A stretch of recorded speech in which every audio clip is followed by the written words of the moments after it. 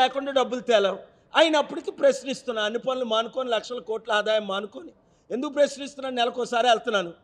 మళ్ళీ ట్రంప్ రెచ్చిపోతాడని నేను వెళ్ళకపోతే వెళ్తున్నాను. మన తెలుగు వాళ్ళు 18,000 మందిని పంపిస్తుండే 8 లక్షల ఇల్లీగల్ని ఆపేనా లేదా?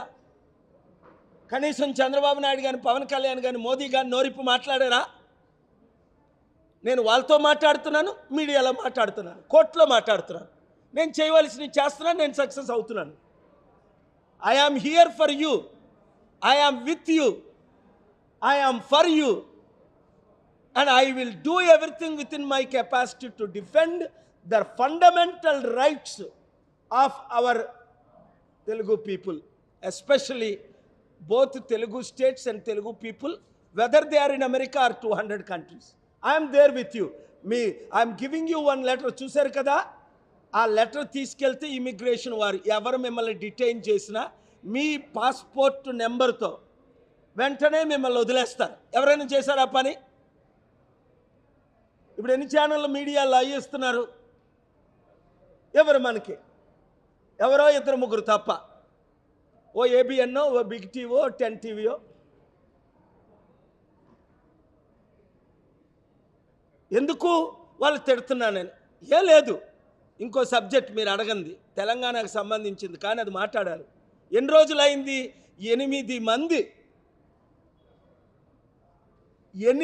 మంది ప్రాణాలు పోతుంటే అయితే నా అంచనా ప్రకారం వాళ్ళందరూ చనిపోయారు.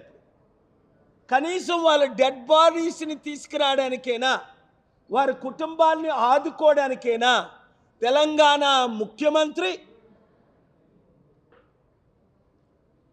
మెగా కృష్ణారెడ్డి ఇంటికి వెళ్ళడానికి ఖాళీ ఉంటుంది ఆయనకి, వాళ్ళ ఫంక్షన్కి వెళ్ళడానికి.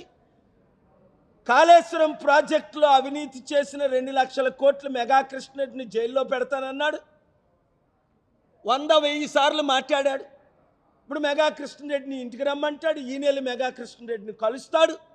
కానీ ఆ మెగా కృష్ణారెడ్డి కలడానికి టైం ఉంది, కానీ అక్కడ శ్రీశైలం ప్రాజెక్టులో పాపం 8 మంది ప్రాణాలు పోతుంటే 5 నిమిషాలు వెళ్ళడానికి రేవంత్ రెడ్డికి 7 రోజుల సమయం లేదు. మరి అది నేను మాట్లాడాలో వద్దా? అదే శ్రీశైలం టన్నల్. ఎస్ఎల్పిసి అంటే ఎవరికి అర్థం అవుద్ది? శ్రీశైలం టన్నల్ అంటే అర్థమయ్యే భాషలో నేను అప్పుడు అమెరికన్ పీస్ మిషన్ అనేవాడిని, ఎవరికి అర్థమయ్యేది కాదు. ఆ పీస్ ఎట్రా, మిషన్ ఎట్రా అని. అరే బీఆర్ఎస్లో చేశారు అది.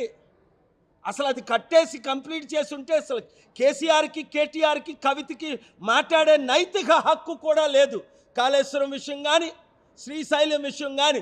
ఎందుకంటే వారు 10 సంవత్సరాలు ముఖ్యమంత్రిగా ఉన్నప్పుడు ఆ 11 కిలోమీటర్లు అది కంప్లీట్ చేసి ఉంటే 10,000 కోట్లు కూడా అవదు, 1,000-2,000 కోట్లే అట. అది కంప్లీట్ చేస్తుంటే ఎంతమందికి చక్కగా నీరు వచ్చును. అది కాకుండా ఈ డీల్స్ కొరకు కూలిపోయే కూలేశ్వరాన్ని కట్టారు, కాళేశ్వరాన్ని. తద్వారా సంవత్సరానికి 15,000 కోట్లు వడ్డీ, అప్పు చేసింది 1,10,000 కోట్లు, వడ్డీతో ఇంకో దాదాపు ఇప్పుడు 2.5 లక్షల కోట్లు తెలంగాణ ప్రజలకు భారం అయిపోయింది.